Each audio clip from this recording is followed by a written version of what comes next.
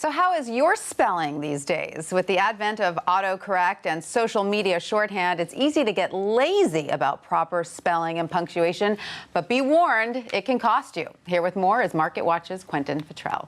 Quentin, great to see you. You too. I think it's so interesting that most Americans think that their spelling is pretty darn good, but they say they notice a lot of mistakes in other people's spelling, so someone's making it. Right, exactly. Funny, isn't it? Yeah. Yeah, about 8 in 10 say they think they're pretty good, and then they see spelling mistakes in written correspondence from others in about 7 out of 10 times. So somehow that doesn't match up. So what are some of the most frequent mistakes that people make, the biggest pet peeves people have out there? So it's really those words that, as adults, people can't seem to wrap their heads around, and this is according to a survey by dictionary.com.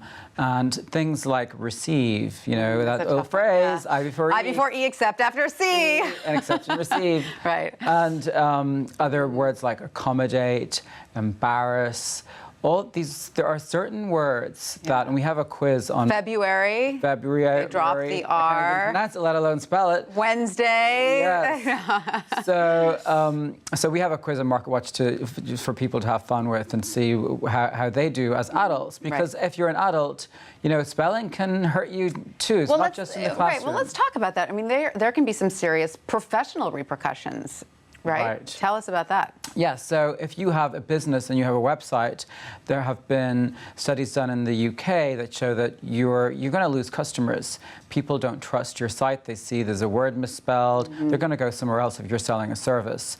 What about job applications? Oh, that's like the worst. I think that's probably the most obvious, the worst, and it's probably still the most common. 50% of hiring managers say they toss out an application if there's a spelling mistake on the resume or on the cover letter.